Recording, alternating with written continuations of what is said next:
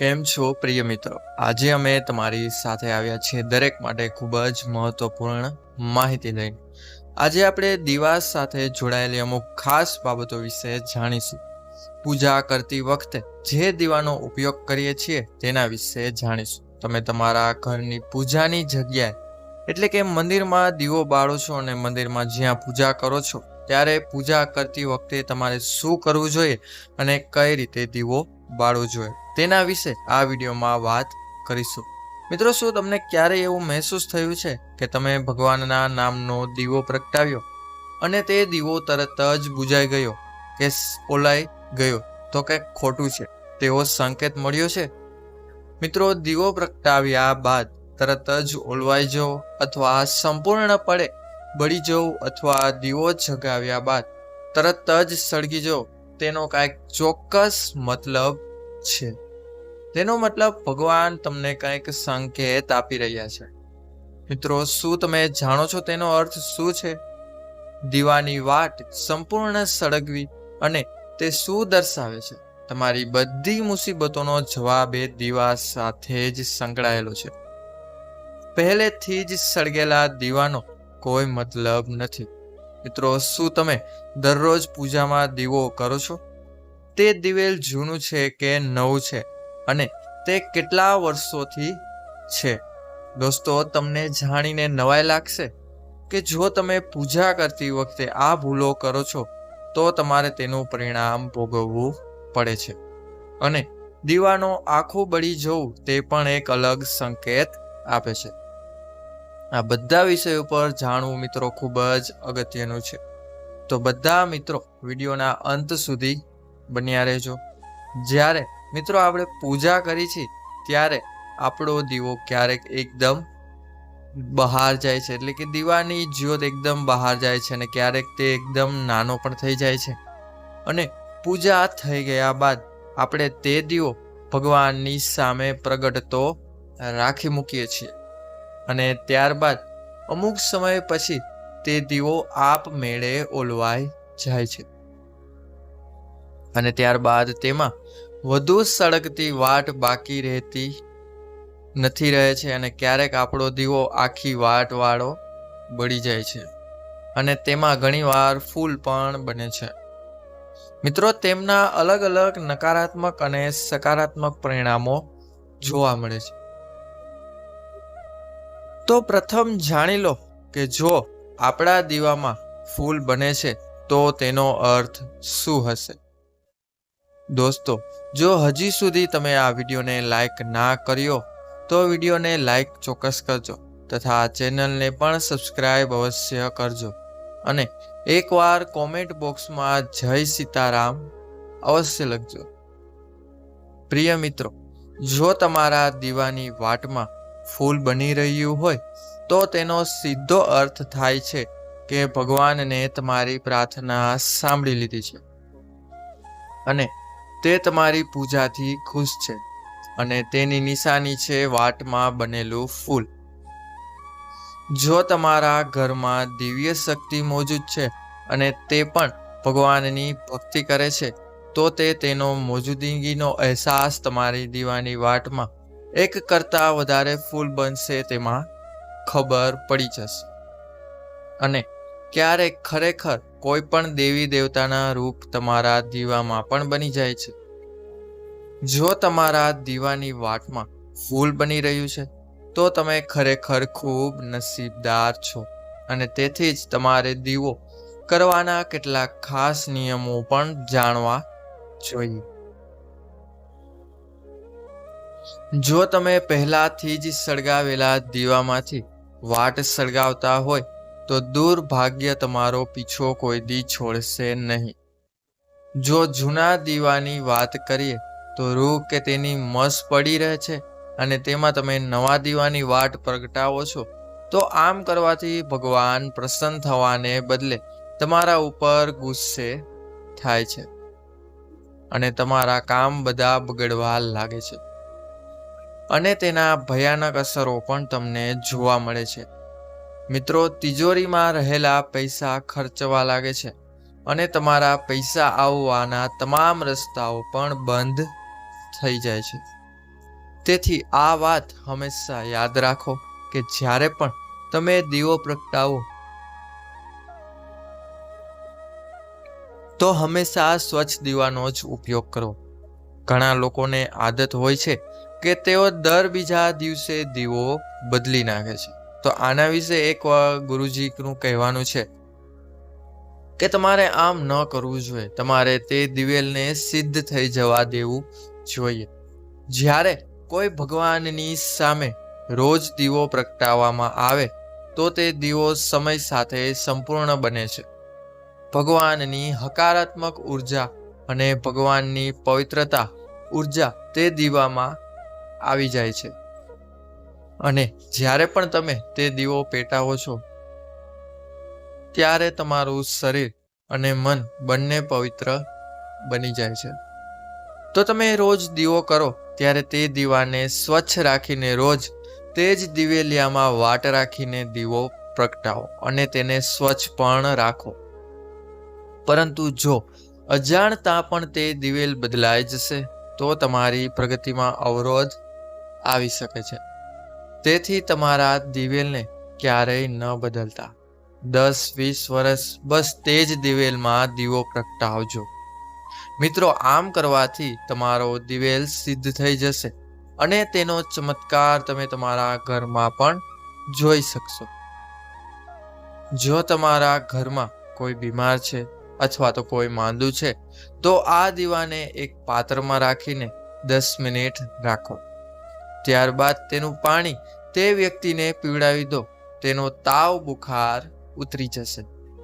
અને જો કોઈ તમારા ઘરમાં કોઈને નજર લાગી છે અથવા તો તમારા ધંધામાં નજર છે કોઈની, તો એક તાંબાના લોટા પાસે દીવો કરો.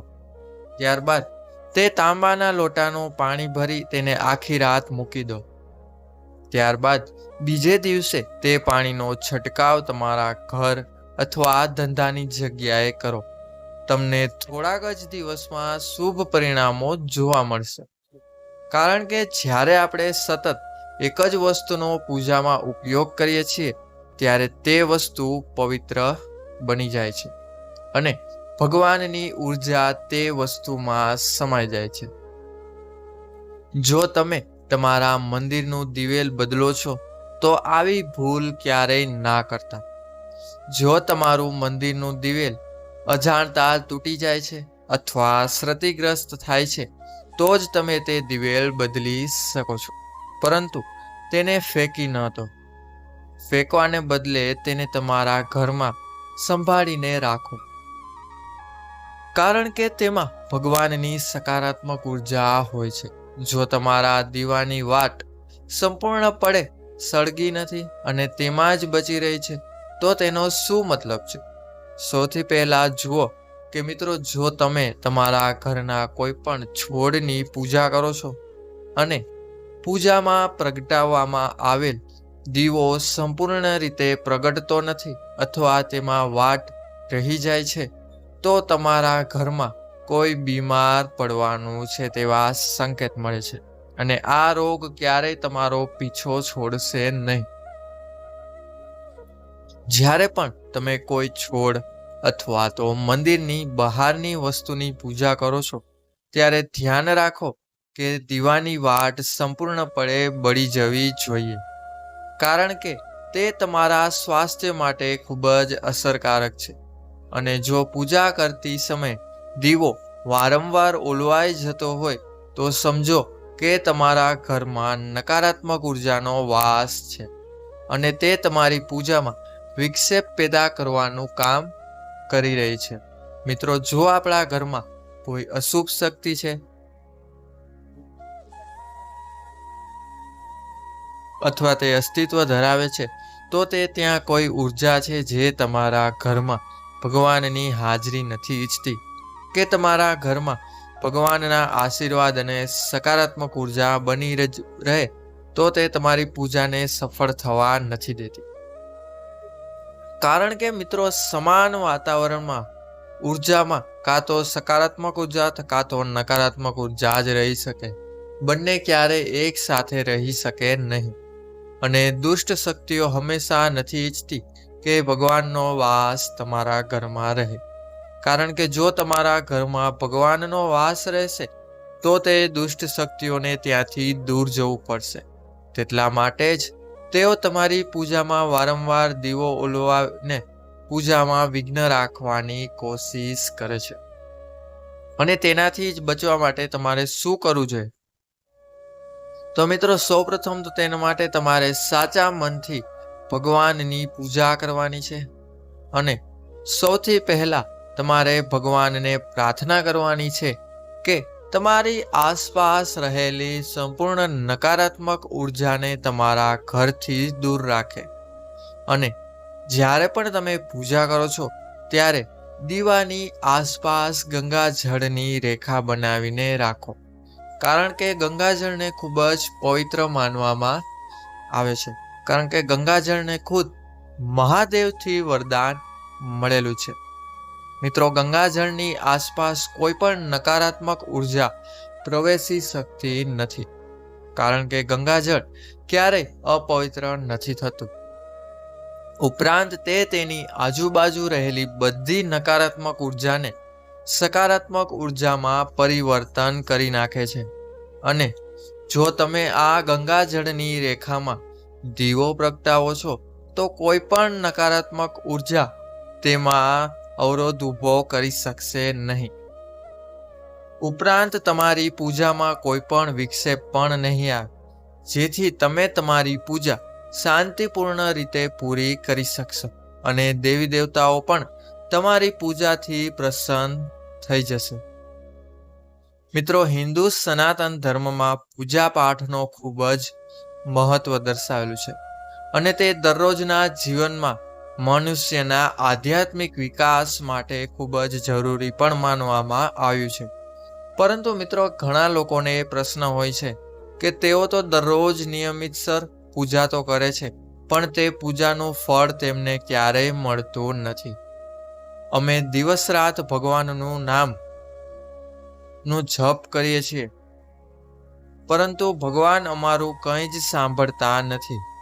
તેના ઘણા કારણો હોઈ શકે છે, પરંતુ તેનું મોટું કારણ છે પૂજાના નિયમોનું પાલન ના કરવું.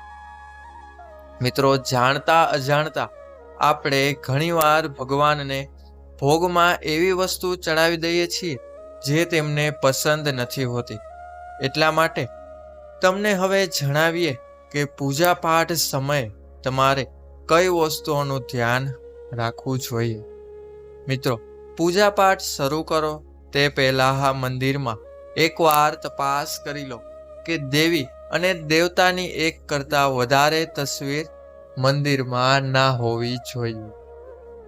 પૂજા માટે જે તમે દીવો પ્રગટાવો તેને કોઈ પણ જગ્યાએ રાખવાને બદલે તેના ચોક્કસ સ્થાન ઉપર રાખો. મિત્રો, જો પ્રગટાયેલો દીવો તેલમાં કરેલ છે તો તેને મંદિરમાં ડાબી બાજુ રાખો. અને જો દીવો ઘીમાં પ્રગટાવેલો છે તો તેને મંદિરમાં જમણી બાજુ રાખો.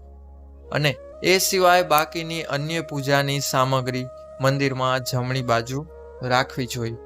અને જે પણ લોકો પૂજા પાઠમાં સામેલ છે તે બધાને મંદિરની સામે ભગવાન તરફ મોઢું રાખીને બેસવું જોઈએ. ધ્યાન રાખો કે તમે પીઠ ધરીને મંદિરની બાજુ જરા પણ ના બેસતા. મિત્રો, ભગવાન શ્રી ગણેશને તુલસી, ભગવાન શ્રી ગણેશને એટલે કે ભગવાન શ્રી વિષ્ણુને ચોખા અને સૂર્યદેવને ક્યારે પણ બેલપત્ર ભૂલથી પણ ન ચડાવો. બેલપત્ર ભગવાન શંકરને ખૂબ જ પ્રિય છે, તેથી બેલપત્ર માત્ર ભગવાન શંકરને જ ચડાવો.